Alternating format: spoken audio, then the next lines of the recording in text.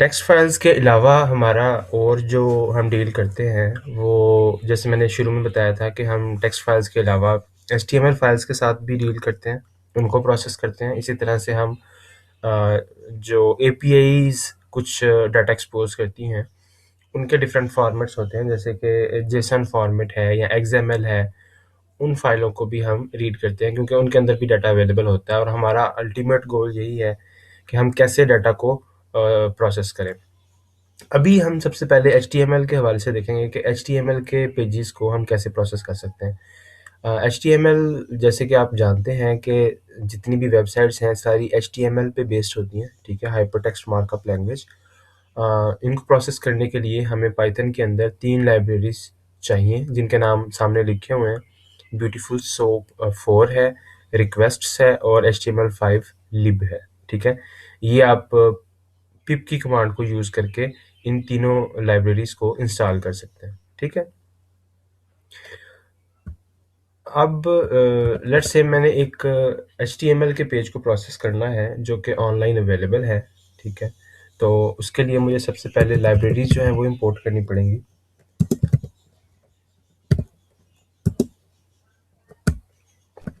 From bs4 import beautiful soap। इसी तरह से मैं इंपोर्ट कर लेता हूँ रिक्वेस्ट्स, ठीक है। ये दोनों लाइब्रेरीज इंपोर्ट करने के बाद मैं वो यूआरएल देता हूँ जिसको मैंने प्रोसेस करना है।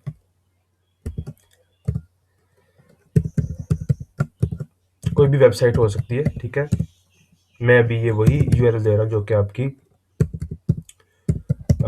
बुक पे मेंशन है, github usercontent.com/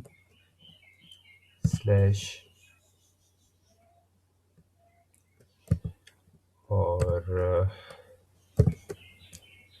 joel/master/getting-data.html।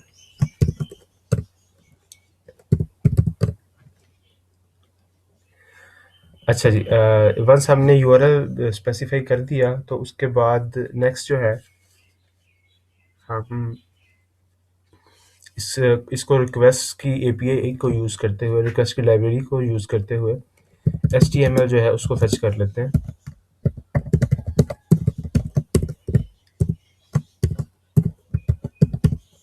हम रिक्वेस्ट डॉट गेट का फंक्शन यूज़ करते हैं, उसमें यूआरएल पास करते हैं और उसका टेक्स्ट जो है ना उसको हम एचटीएमएल के वेरिएबल के अंदर स्टोर करवा देते हैं।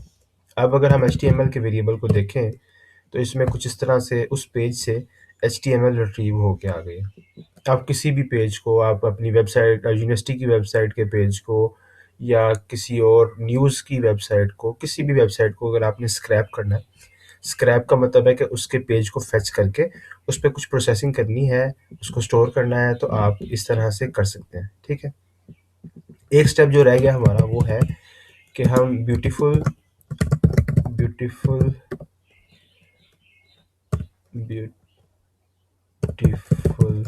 सोप को यूज़ करेंगे। उसमें हम एचटीएमएल को प्रोसेस करेंगे HTML5 लिब को यूज़ करते हैं, ठीक है। अब दोबारा अगर हम सूप को रन करते हैं, इसके देखते हैं कि वेरिएबल के अंदर क्या वैल्यू पड़ी हुई है, तो अब आप देखें कि ये स्ट्रक्चर्ड फॉर्मेट में आ गई है। पहले जो थी ये अनस्ट्रक्चर्ड फॉर्मेट में थी, अब ये स्ट्रक्चर्ड फॉर्मेट में आ गई है, ठीक है। और इसमें से हम डिफरेंट एलिमेंट्स को रीड कर सकते हैं। रीड करने से क्या मुराद है, एक्सट्रैक्ट कर सकते हैं। किस तरह से एक्सट्रैक्ट करेंगे? अगर हम लेट्स से इसमें जो पैराग्राफ आ रहे हैं उनमें से फर्स्ट पैराग्राफ जो है उसको एक्सट्रैक्ट करना चाहते हैं, ठीक है। तो उसके लिए हम क्या कर सकते हैं, हम लिख सकते हैं जी first paragraph soup dot find p, closing quote है। तो इसमें अगर आप देखें तो ये फर्स्ट पैराग्राफ जो है उसमें पूरे का पूरा पहला पैराग्राफ जो है वो आ गया, ठीक है जी। तो इस तरह से इसका दूसरा तरीका भी एक हो सकता है, वो क्या है, वो ये है कि आप सिंपल ये भी लिख सकते हैं soup डॉट पी। तो अगर आप डॉट फाइंड का फंक्शन यूज़ करते हैं या वैसे डॉट पी लिख देते हैं, तो दोनों सूरतों में आपको पहला जो उसका पैराग्राफ है वो मिल जाएगा। पी क्या है? एचटीएमएल टैग, आप जैसे जानते हैं पी जो टैग है वो पैराग्राफ के लिए यूज़ होता है। तो पैराग्राफ ये वाली जो लाइन है ये फर्स्ट पैराग्राफ है। पूरे एचटीएमएल के अंदर देखें तो सबसे पहले ये वाला पैराग्राफ आ रहा है, ठीक है। तो ये आपको मिल गया। इसी तरह से आप लेट्स से कुछ उस पे देखना चाहते हैं कि फर्स्ट पैराग्राफ वर्ड्स कौन से हैं, तो आप कर सकते हैं soup dot P dot text dot split. तो ये उसको स्पेसिस से स्प्लिट कर देगा। मैं अगर यहाँ पे देखूँ फर्स्ट पैराग्राफ वर्ड्स, तो मेरे पास वो देखिए सारे एक लिस्ट की फॉर्म में सारे वर्ड्स आ गए, ठीक है। अच्छा, अब अगर मैं ये चाहता हूँ कि सारे पैराग्राफ्स फाइंड करना चाहता हूँ, तो मैं ये कर सकता हूँ ऑल पैराग्राफ्स के नाम से एक वेरिएबल डिफाइन कर लूँ, और soup डॉट फाइंड ऑल का एक फंक्शन होता है, उसको आप बताते हैं कौन सा टैग जो है वो रिट्रीव करना है।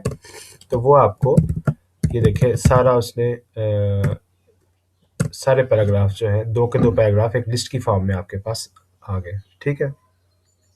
इसी तरह से आप उसमें देख सकते हैं कि आईडीज़ जो हैं वो कौन सी गिवन है। आईडीज़ की बेस पे आप अगर रिट्रीव करना चाहते हैं वो आप कर सकते हैं, ठीक है।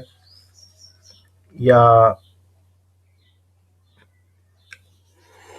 आप कहते हैं कि जिसकी आईडी हो सिर्फ वो वाले पैराग्राफ्स आए, ठीक है। तो मैं कहता हूँ पैराज विद आईडीज़, और मैं यहाँ पे करता हूँ पी फॉर पी इन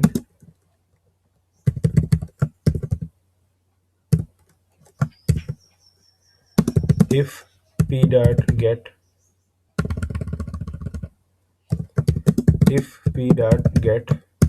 अगर उसकी आईडी गेट हो रही है तो फिर वो उसके अंदर ऐड हो, ठीक है। तो इसको अगर मैं प्रिंट करवाता हूँ तो एक ही पैराग्राफ है जिसकी आईडी गिवन है, तो इसलिए सिर्फ वही जो है वो पैराग्राफ्स में से आपको नज़र आएगा।